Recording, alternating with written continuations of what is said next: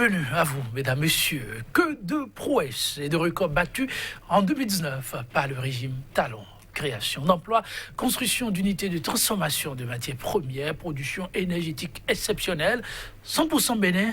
Mesdames, messieurs, vous l'avez sans doute compris, le numéro du jour se veut la suite logique de celui précédent.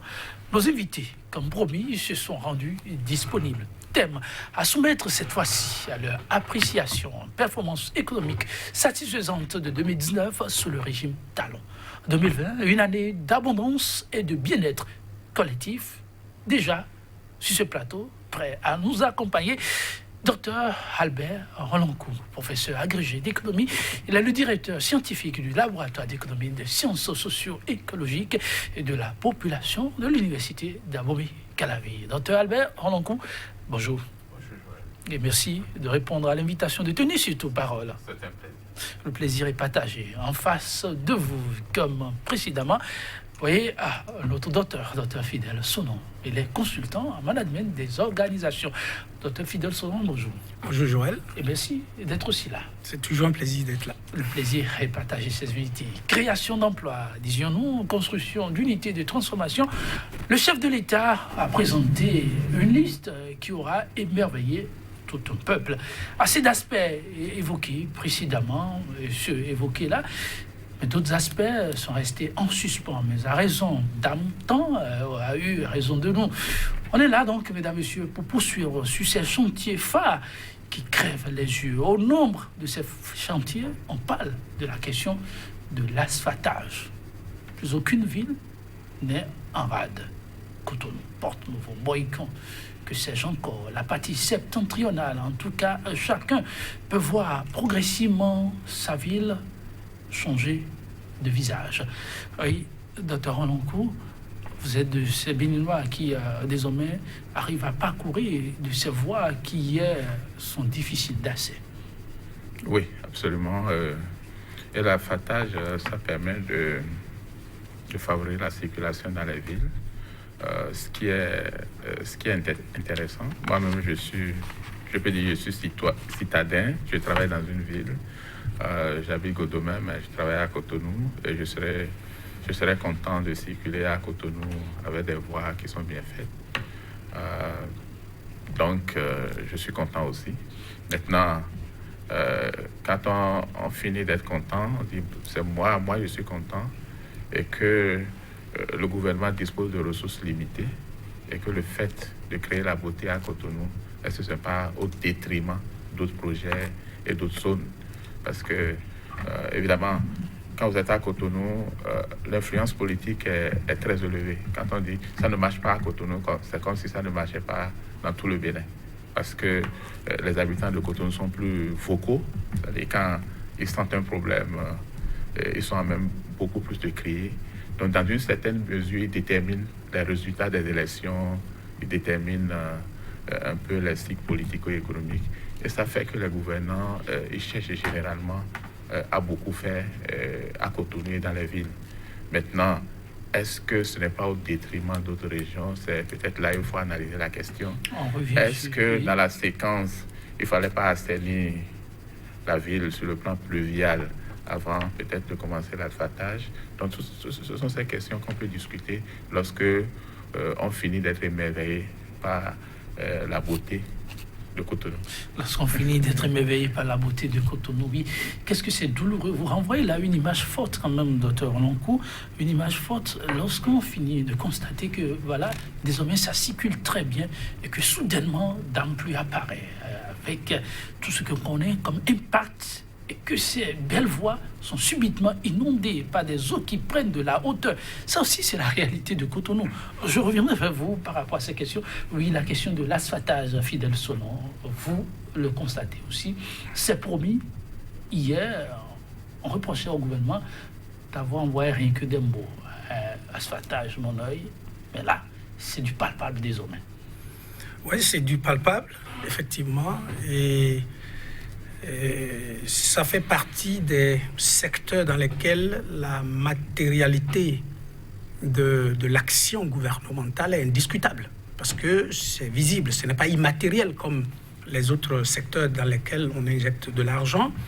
Donc effectivement, tout le monde constate que le projet asphaltage est en cours. Mais je voudrais, avant de venir sur ce projet lui-même,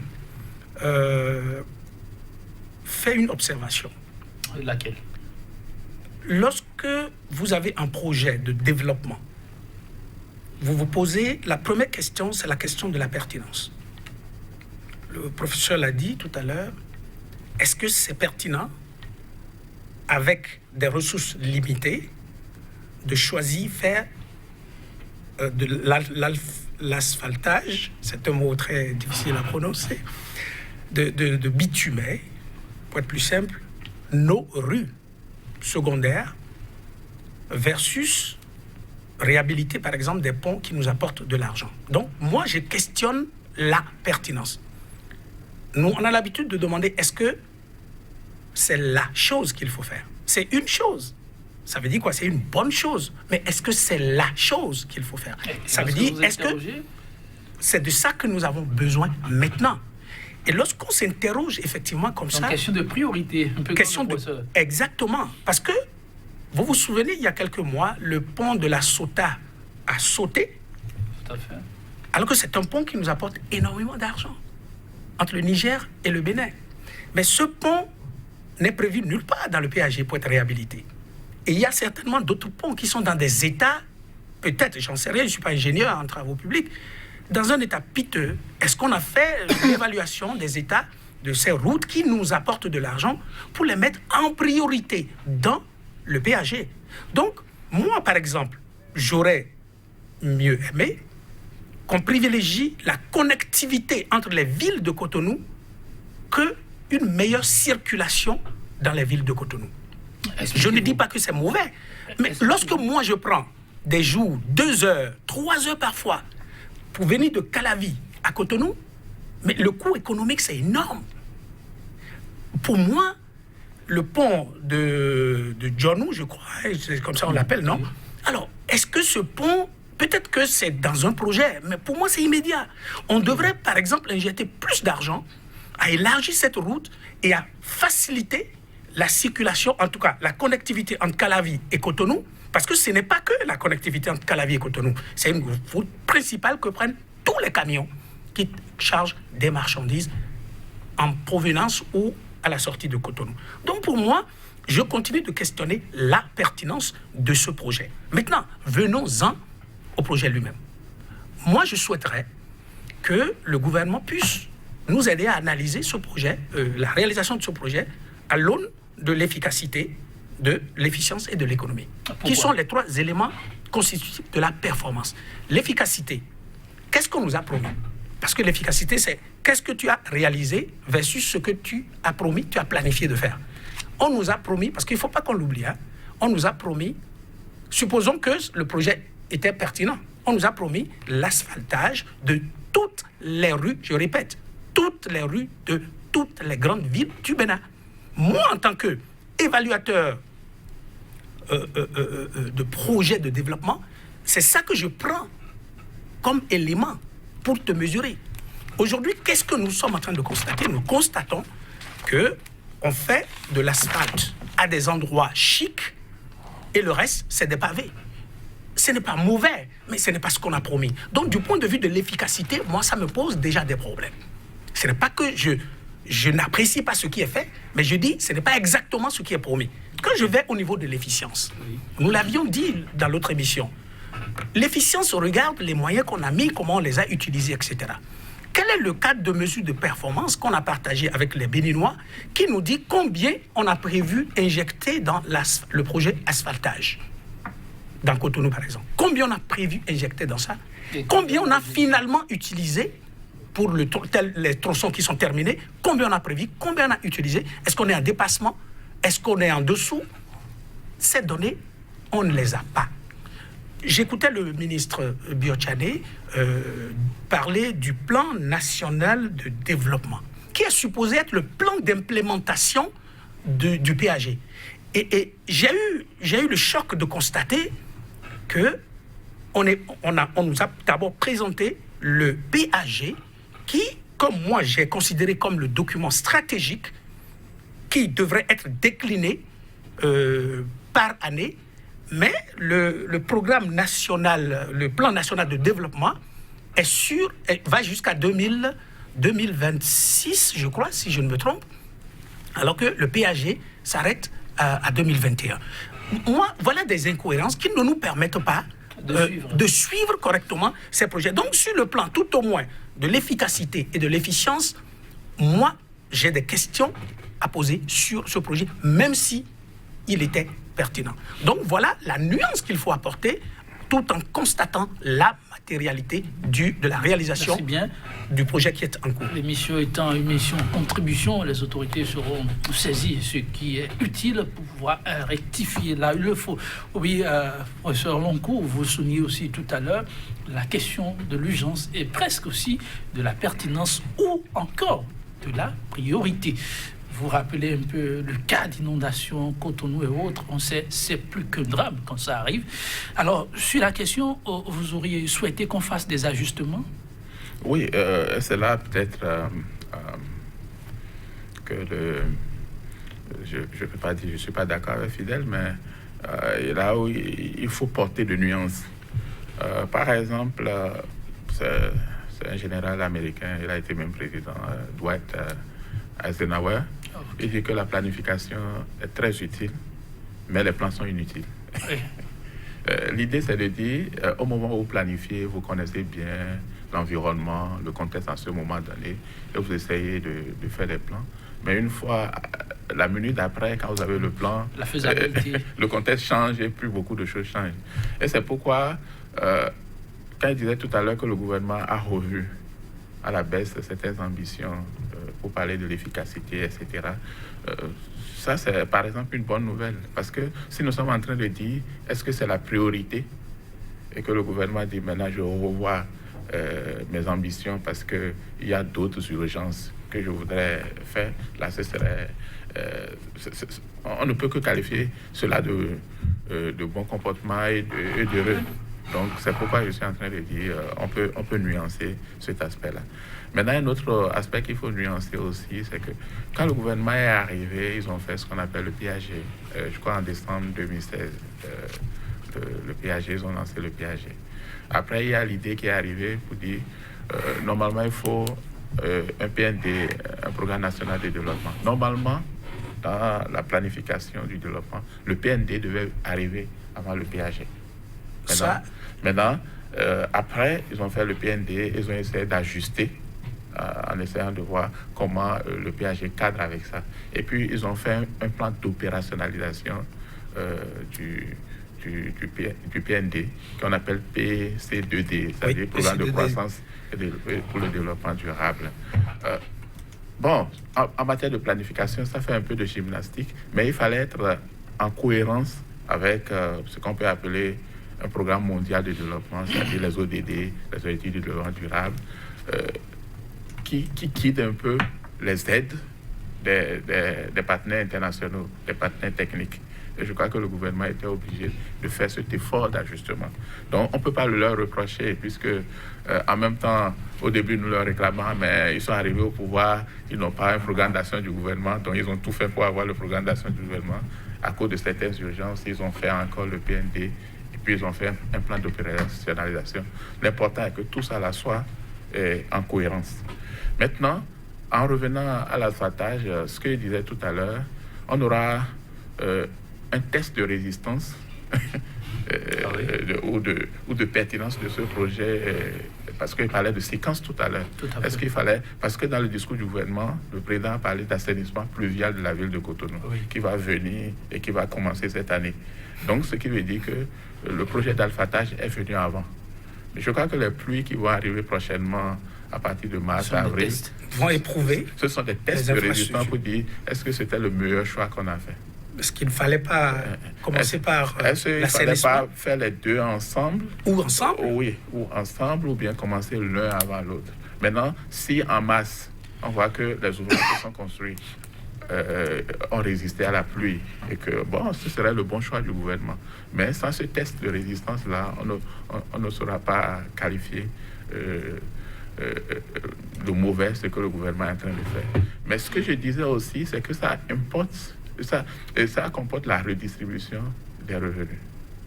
Parce que quand vous faites d'Al-Fatah à Cotonou, un franc d'Al-Fatah à Cotonou, c'est un franc de moins pour les écoles, c'est un franc de moins pour l'université. Vous voyez, vous allez à l'université d'Abomey-Calavi, vous allez dans des amphis de 1000 places, ce qui est d'abord une aberration. Et après, pour 1000 places, vous avez 4000 étudiants qui vont occuper ces 1000 places-là. Donc, si demain, chaque fois nous disons il y a une adéquation formation et emploi, et on veut que 4000 étudiants restent dans une classe de 1000 places pour être formés. Et par rapport à ça, on l'a laissé pour pouvoir embellir la ville de Cotonou. Quelle est notre priorité? Encore que l'asphaltage, ce n'est pas un projet directement productif. C'est vrai, les ouvriers qui vont travailler, ils vont gagner du revenu, tout ça, mais et que peut-être ça peut permettre d'éviter des maladies, des trucs. Mais ce n'est pas directement productif comme l'éducation, comme d'autres types d'investissements dans la transformation, par exemple. Ce n'est pas directement productif pour générer rapidement d'autres revenus, pour pouvoir faire d'autres choses. Donc, c'est pourquoi on peut interroger la pertinence. Mais, comme je dis souvent, les gouvernants, ils sont préoccupés par leur réélection, ils sont préoccupés par ce qui est visible. Comme le disait tout à l'heure Fidèle, le matériel, c'est visible, la beauté, c'est visible pour tout le monde. Et moi-même qui travaille à Cotonou, c'est bon pour moi. Donc, les gouvernants, ils sont parfois obnubilés. Mais pourtant, pour ce projet, vous le dites, c'est pas aussi rentable. Mais il y a eu des partenaires pour accompagner le projet. L'État n'a pas été seul à faire face à un projet comme celui-là, même si le revenu n'est pas direct. C'est dire aussi que, de loin, on perçoit qu'on a tout à gagner en investissant dans un milieu comme celui-là. On peut le dire, non? Oui, bon, vous voyez, quand on parle du budget de l'État, c'est fongible, hein, c'est-à-dire que quand vous prenez un franc d'impôt ou un franc de dette, c'est exactement la même chose. Donc, si vous décidez de faire asphaltage, les partenaires au développement peuvent financer d'autres activités. Alors que si vous ne faisiez pas asphaltage, vous allez utiliser les fonds là pour financer ces activités. C'est des choix. Peut-être que les partenaires au développement ne financent pas directement l'asphaltage. Peut-être ils financent d'autres choses, mais ça libère les sous pour ça libère une marge budgétaire pour le gouvernement pour financer l'asphaltage. On peut comprendre ça comme ça. Voilà, Fidèle Sononsu, la question du financement du projet, question aussi de priorité. Oui, moi je voudrais d'abord faire une précision. Mon reproche était orienté effectivement sur ce que le professeur a souligné.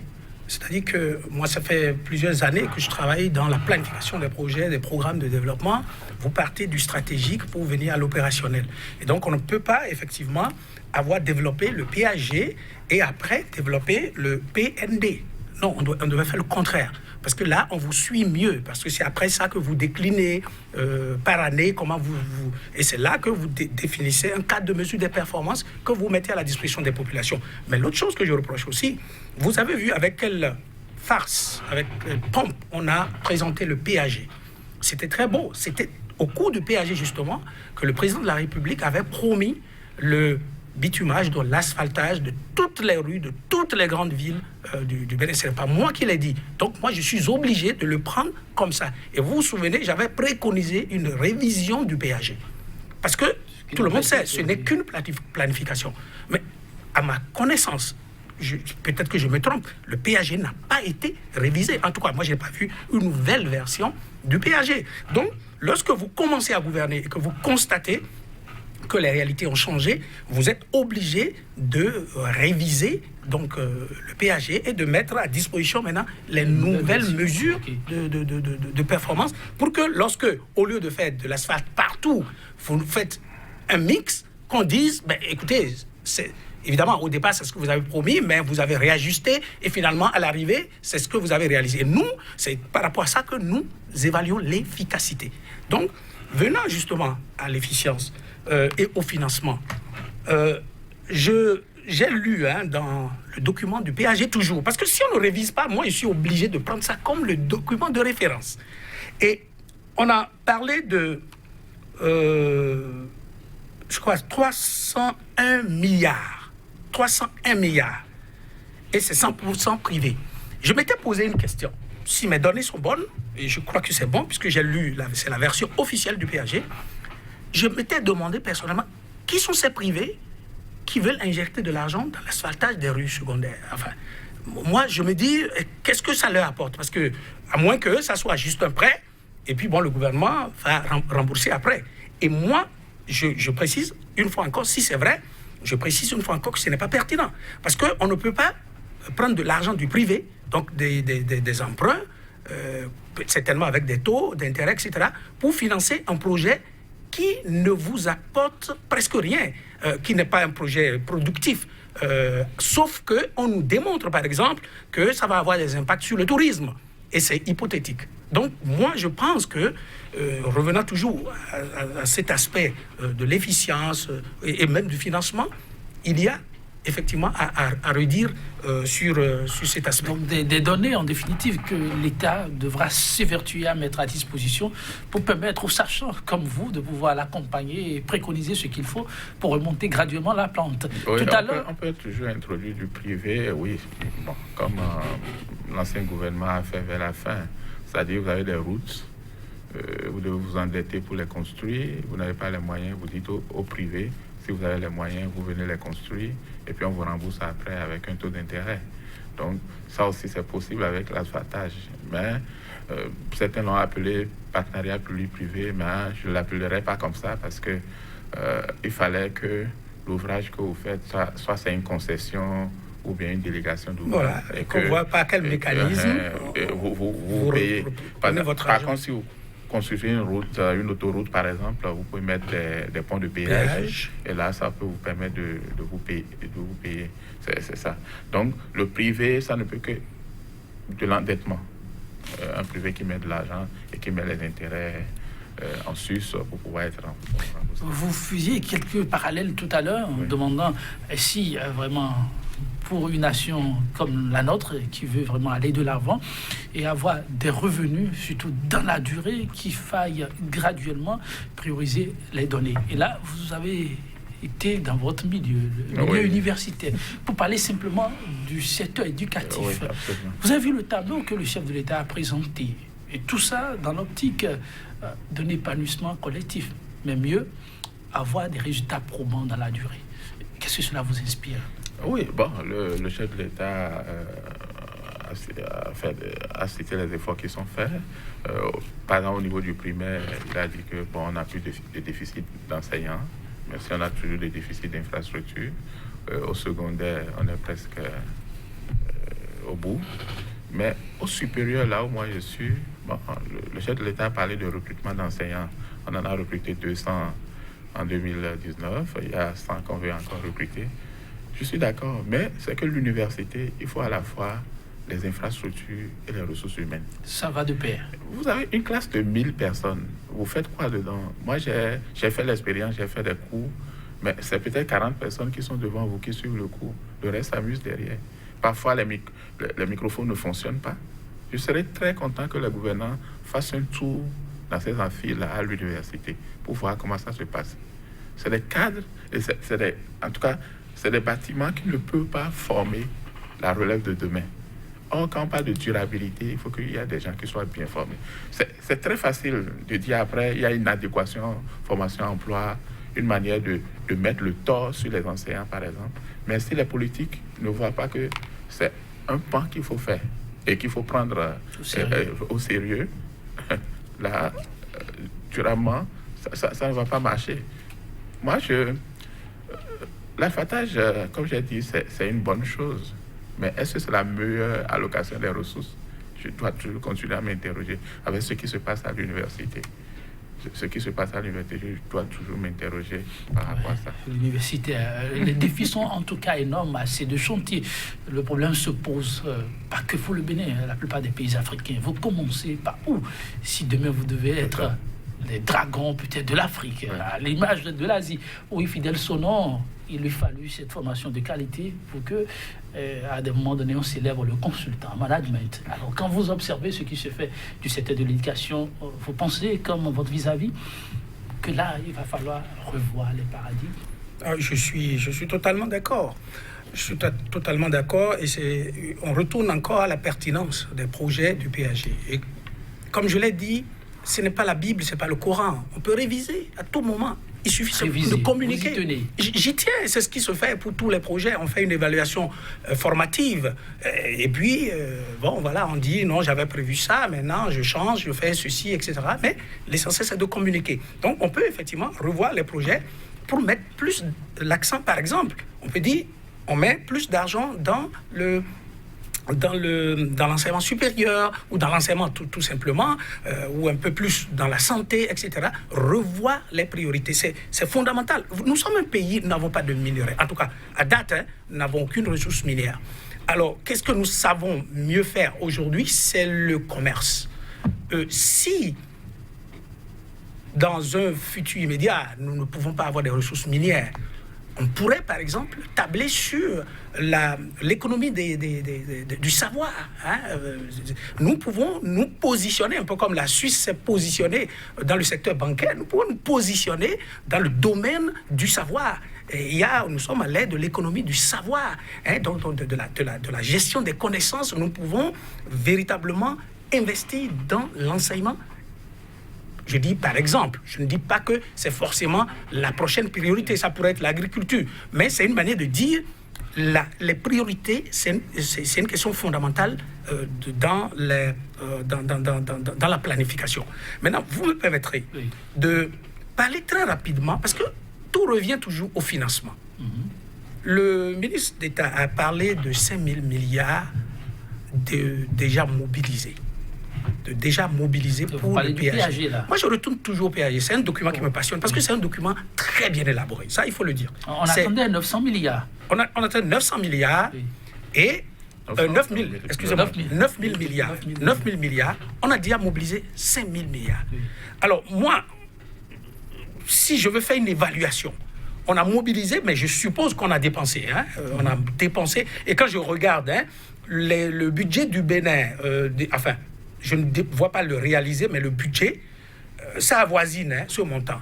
Est-ce que c'est le budget sur les 3 ans qui sont cumulés pour donner les 5 000 milliards, ou bien c'est de l'argent, 5 000 milliards, c'est de l'argent mobilisé qui sont en attente d'être injectés dans l'économie?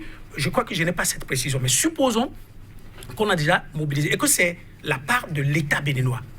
Mais le ministre n'a pas dit quelque chose. Et la part des privés. Parce que si vous financez le PAG à 61% et que vous avez 61% par les privés et que vous avez mobilisé pratiquement tout ce que vous devez mobiliser, qu'est-ce qui se passe au niveau des privés? Et là, on comprend mieux pourquoi certains projets du PAG piétinent.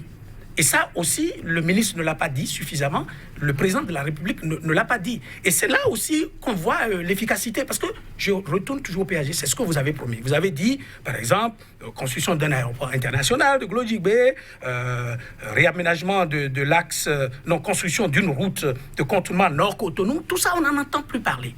On n'en entend plus parler. Or, la construction de cette route de contournement nord de Cotonou, pour moi, c'est encore un peu plus pertinent parce que ça va déjà désengorger énormément. Donc, voilà un certain nombre de projets. Quand vous prenez les 45 projets, pourquoi est-ce qu'on ne va pas, projet par projet, pour dire ici, voilà ce que nous avons fait, voilà ce que nous n'avons pas fait, ici, nous n'avons pas démarré du tout. Non, on va prendre certains projets dans le programme pour dire, oui, on a fait des avancées sur l'électrification, ce qui n'est pas faux. On a fait des avancées sur l'adduction en eau potable, ce qui n'est pas faux. Mais il faut parler aussi des autres choses pour qu'on ait une appréciation globale. Et peut-être que je vais revenir pour compléter mon analyse sur l'aspect efficience tout à l'heure. Il n'y a pas de problème. Oui, professeur. Ça c'est... Lorsqu'on est dans le financement et que quand on voit le PAG, le gouvernement a fait des options que moi j'ai beaucoup aimées, même si ces options-là sont trop optimistes. Je m'explique. Le fait de vouloir financer le développement avec 61%, tout au moins au niveau du quinquennat, avec 61% par le partenariat public-privé, c'est une belle option parce que c'est une manière de tester la pertinence des projets. Je le confirme. Et la rentabilité aussi. Il faut le faire. Si c'est quelque chose qui n'est pas rentable, le privé ne va pas vouloir rentrer dedans. Et c'est peut-être le problème. Il y a des projets qui étaient cités, l'aéroport de Glodjibé, ainsi de suite. Peut-être que les privés sont arrivés, ils ont dit, bon, ça, vraiment, on ne peut pas investir dedans maintenant parce que nous ne sommes pas sûrs de la rentabilité. Et c'est là où je parlais d'optimisme, parce que le gouvernement qui a beaucoup utilisé le partenariat privé, c'était le gouvernement de Tony Blair dans les années 2000, où ils ont utilisé le partenariat privé. Mais ils ont pu financer leur développement seulement avec 27% par le à 27% par le partenariat public-privé. Ce qui veut dire que ce n'est pas si facile. Et dans d'autres pays qui l'utilisent, l'Allemagne, tout ça, pour autour de 3%, de 5%, etc. Ça veut dire que si c'est très bien beau où on dit « Ah, le privé va financer et le privé va se faire payer après », mais c'est des projets qui sont très risqués. Et surtout le risque de la demande. Vous faites une autoroute, vous ne savez pas si les usagers vont l'emprunter et payer le péage. Donc, à cause de ça, il y a beaucoup de privés qui ne s'engagent pas. Donc, c'était une belle option que le gouvernement avait prise, mais en étant trop optimiste, je ne suis pas sûr qu'avant la fin, il puisse mobiliser la part du privé. Ça, c'est un peu plus difficile. Des imprévus, dites-vous. Comme je disais tout à l'heure, bon, les plans... la planification est utile, mais les plans sont inutiles. Le plan n'est qu'un plan. Les plans sont inutiles. C'est donc, imprévu. C'est que le gouvernement sûrement est en train de réajuster le plan dans l'action. Parce que, vous savez, pour ne pas être trop politique, ce que j'avais reproché au PAG aujourd'hui, c'est que avec le second tour, tout ce que les autres avaient prévu, je veux dire, les Biotchanés, tout ce que les autres ont prévu, ce n'est pas qu'on a fait un effort pour tout mettre ensemble, pour faire une sorte de cohérence. C'est un peu le programme de celui qui est élu. Donc, après ça, d'une manière ou d'une autre, il va avoir la pression des citoyens, en tout cas des votants ou des supporters de ceux-là. Et d'une manière ou d'une autre, il y aura des ajustements en cours. Peut-être il y a des choses qu'on n'avait pas prévues dans cette région, et les gens vont dire maintenant il faut prévoir. Peut-être qu'il y a des... Donc, la redistribution va se montrer, et peut-être ce que le chef de l'État avait prévu, ça ne peut pas se réaliser. Au registre, professeur Loncourt, des imprévus, il y a eu un très grand imprévu sur le parcours. Le chef de l'État est revenu là-dessus pour la première fois. Il s'est prononcé, mais c'est un imprévu que le Bénin arrive au regard des données aujourd'hui disponibles encore, le chef de l'État a su monter. Il s'agit de la fermeture de la frontière nigériane. Oui, ça c'est... dans une émission, il disait que c'était catastrophique. Les gens n'étaient pas très d'accord avec moi. Le président dit c'était un test de résistance. Bon, quand vous avez un test de résistance, il y a deux manières. Vous pouvez voir ça comme l'économie béninoise s'est déjà transformée. On a la transformation structurelle de l'économie, de telle sorte que ce test en grande nature vient nous tester. Ou alors vous pensez comme un malthusianiste et vous dites, comme c'est arrivé, nous avons tout fait pour nous adapter à ça. Je crois que c'est ce que le chef de l'État est en train de dire. Mais pour pouvoir le savoir véritablement, il y a des indicateurs que le gouvernement devait annoncer, mais qui n'étaient pas annoncés dans le discours. Quel est le taux de croissance projeté pour 2019? On n'a pas... Okay. C'est vrai que les statistiques chez nous ne sont pas des statistiques très rapides. C'est-à-dire, peut-être pour connaître le taux de croissance de 2019, peut-être qu'on va attendre encore 6 mois. Mais si le gouvernement nous parlait du taux de croissance projeté, ça aurait été intéressant. Parce qu'à un moment donné, lorsqu'il n'y avait pas la fermeture du Nigeria, on projetait pour 2019 un taux de croissance de 7 et quelques %. Donc, et on était dans l'accélération de la croissance parce qu'en 2015, où on avait un taux de croissance, je crois, de 2%, quand le gouvernement est arrivé à 2016, on a eu 4%, et puis après on a eu 5, quelques %, après on a eu 6%. Donc la croissance s'accélère. Mais maintenant qu'on a eu cette fermeture, qu'est-ce qui s'est passé avec la croissance? Si le gouvernement nous donnait ça, on allait savoir. Deuxième chose, le taux de déficit. Le gouvernement devait nous donner ça. Le gouvernement a parlé un peu de l'insécurité alimentaire, mais n'a pas parlé de taux de pauvreté. Et je mets ça toujours sur le compte de la pauvreté des statistiques ou des systèmes statistiques que nous avons au Bénin. On devra désormais travailler. C'était des indicateurs qui pouvaient nous permettre de dire, est-ce que cette frontière-là, malgré, bon, c'est 3 mois, c'est 4 mois, est-ce que ça n'a pas véritablement eu d'impact positif sur nous? Parce qu'à court terme, en jonglant avec quelques recettes fiscales et les dettes, on peut tenir la BAC. Mais si ça continue, est-ce qu'on peut vraiment... Mais ce qui est intéressant, c'est que le gouvernement aussi a dit qu'ils sont en train de faire des efforts pour que cette situation soit conjuguée au passé. Okay. Oui, Fidèle Sonon, vous avez suivi le chef de l'État. Moi, j'ai noté une contradiction, parce que dans le même temps que vous entendez les gens proches du gouvernement dire non, c'est une bonne chose pour nous, et le président l'a confirmé en parlant de résilience, on dit que c'est très préoccupant. Évidemment, il faut nous donner l'impact sur notre économie pour savoir si nous avons intérêt à ce que la frontière reste fermée. Moi, je pense fondamentalement que nous n'avons pas intérêt. Et heureusement qu'ils sont... Oui, mais dans le même temps, on présente ça comme une situation qui nous favorise, et on parle de résilience. Il ne faut pas confondre résilience et résignation. Les gens se résignent. Oui, non, mais les gens, résilience, c'est vraiment notre capacité à supporter sur le long terme. Mais moi, je dis, aujourd'hui, les gens sont résignés. Il y a plein il y a l'informel qui vit énormément de ce commerce. Mais je ne suis pas sûr que l'État aussi n'y gagne pas beaucoup d'argent. Donc, il faut effectivement nous donner ces éléments-là pour qu'on puisse apprécier quel impact ça a sur notre économie. Et donc, moi, je dis, soit c'est une bonne chose pour nous, ou ce n'est pas une bonne chose. Mais l'autre chose que je voudrais dire, c'est que quand le président de la République parle de résilience, et que c'est une opportunité pour nous pour procéder à la restructuration de notre économie. Mais ce qu'il a manqué de dire, peut-être que dans son discours, ce n'était pas prévu, mais je n'ai pas entendu l'un de ses ministres le dire, c'est qu'est-ce qu'on fait pour changer la structure de notre économie. Moi, je n'ai pas entendu ça. Est-ce qu'on est en train... Parce qu'on n'a pas dit non plus, par exemple, qu'on a un projet de transformation du coton. On ne nous a pas dit qu'il y a un projet d'implantation d'usines pour la transformation du coton, par exemple. Parce que nous sommes champions, nous a-t-on dit. Donc, quand on n'entend pas ce qu'on est en train de faire pour restructurer l'économie, et on dit que ça nous permet de restructurer et qu'on est résilient, bon, moi, je prends ça pour un discours un peu trop optimiste qui ne se base pas forcément sur des choses tangibles. Qui ne se base pas sur les choses tangibles, mais sur qui est quand même un acte qui manifeste, c'est que le Bénin, depuis Patrice Talon, fait des bons qualitatifs en termes de production de l'or blanc. On en avait rapidement parlé.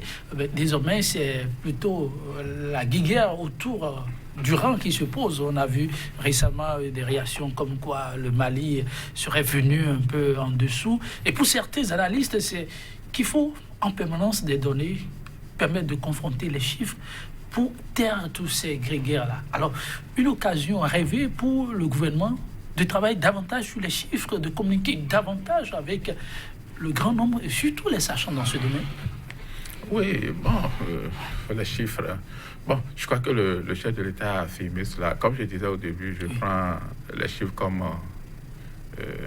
vrai.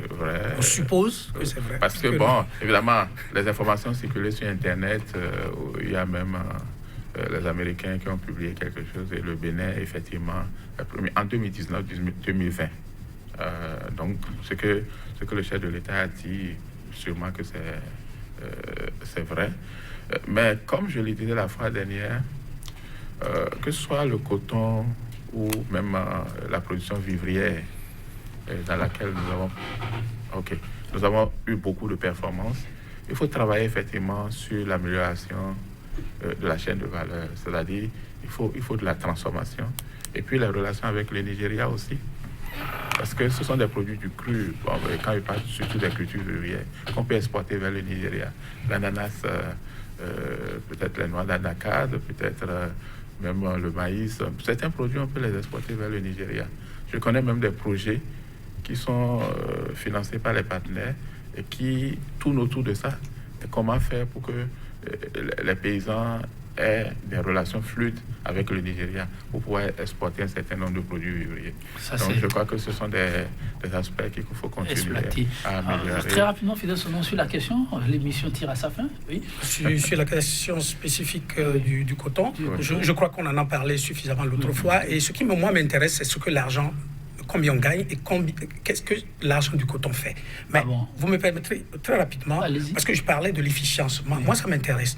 Ce qui fait que je ne suis pas aussi optimiste que ça par rapport à tous ces projets, c'est que tout récemment, vous avez vu, nous avons eu une révision constitutionnelle.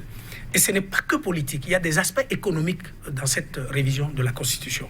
Des gens nous disent que ce n'est pas suffisamment grave, mais je pense que c'est suffisamment grave lorsque vous mettez ça à côté de certains autres éléments. Vous faites allusion. La révision de l'article 145 de la Constitution, qui donne le pouvoir au président de la République d'aller faire des prêts au nom du Bénin sans l'avis du peuple. Moi, je l'exprime terre à terre comme ça. Oui. C'est suffisamment grave lorsque vous le mettez ensemble avec, par exemple, le code des marchés publics, qui a été déjà modifié en 2017, le code de 2009, qui a été modifié, qui donne une superpuissance au Conseil des ministres d'approuver des marchés gré à gré, sans limitation de montant. Lorsque vous mettez ça, à côté de ça, plus la possibilité pour le président de la République de nommer le président de la Cour des comptes et le président des chambres, ça veut dire quoi? Vous lui donnez la possibilité d'aller chercher l'argent comme il veut, de l'utiliser comme il veut, donc on fait des gré à gré, et maintenant, au niveau de la reddition des comptes, on est sûr que les personnes qui contrôlent les comptes de l'État sont aux ordres. Ça veut dire que c'est extrêmement... Supposons même que le président Talon soit très vertueux. Supposons. Oui. Mais il faut légiférer pour l'avenir. Supposons qu'un jour, on ait un président voyou qui a ses instruments dans ses mains. C'est-à-dire, je peux aller prendre de l'argent sans l'accord du Parlement, je l'utilise comme je veux, je peux donner de gré à gré comme je veux, et... Une Cour des comptes qui a ma solde. Vous l'avez dit, les chiffres que vous avancez finalement, même s'ils sont faux, il n'y aura personne pour contester. Mais quand on est dans une situation comme ça, je trouve que c'est suffisamment grave et ce n'est pas politique. Cette situation, elle est économique et je crois que nous avons intérêt, enfin le régime actuel a intérêt à corriger ces choses, même si on considère que le président Talon est vertueux. Parce qu'on pourrait avoir un président, entre guillemets, voyou, un jour, qui pourrait utiliser ces instruments pour couler le pays.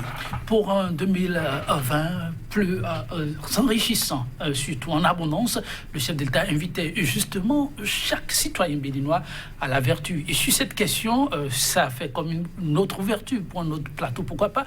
Vous pensez qu'il va falloir travailler là-dessus et éviter qu'on se retrouve dans une situation chaotique? Parce que le chef au Bénin est puissant et surpuissant. Avec cette ouverture, ça pourrait être encore plus compliqué. Oui, bon, il faut travailler sur la vertu. Je crois qu'on a un exécutif fort. Et ce gouvernement nous a montré comment on peut pousser loin cette force-là. On peut pousser, on peut faire même jusqu'à changer la Constitution comme on veut. C'est-à-dire, l'exécutif est fort. C'est la Constitution initiale qu'il avait donnée. Mais on l'a renforcée. Oui, il y avait une certaine sagesse de ceux qui l'ont expérimenté jusque-là et qui n'ont pas poussé ça trop loin. Mais on peut toujours pousser ça très loin. Et l'actuel gouvernement nous a prouvé que c'est possible et qu'il y a des limites où il faut aller. Parce que la Constitution, quand même, c'est un Parce qu'à Berlonsou, oui. De l'autre côté, on va devoir conclure. On va conclure. Oui.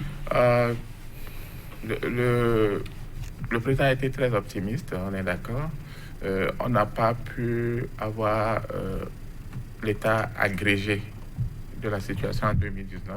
Par exemple, le taux de croissance, par exemple, le taux d'inflation, par exemple, le taux de sous-emploi, par exemple, le taux de pauvreté. Si on avait ces indicateurs-là, ça pourrait nous permettre de comparer 2019 par rapport à 2018.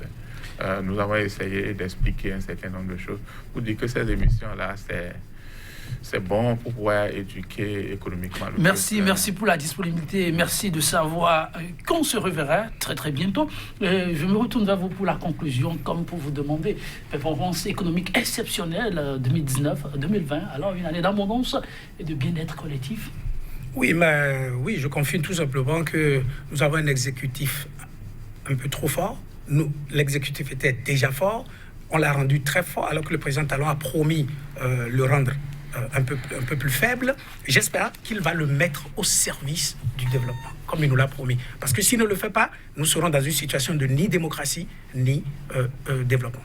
Merci à vous, fidèles sonants. Merci également à vous, professeur Abbé Ronco. Chez téléspectateurs, c'est sur un tour. Un grand merci au réalisateur du jour, juste dans Issou. Cette citation, enfin, pour prendre congé de vous, elle est de la romancière, traductrice italienne, Simonetta Grigio. Elle dit à tous égards, il faut dans la vie plus de courage pour être heureux que pour être malheureux. Le bonheur ne tombe pas du ciel et il revient aux téméraires.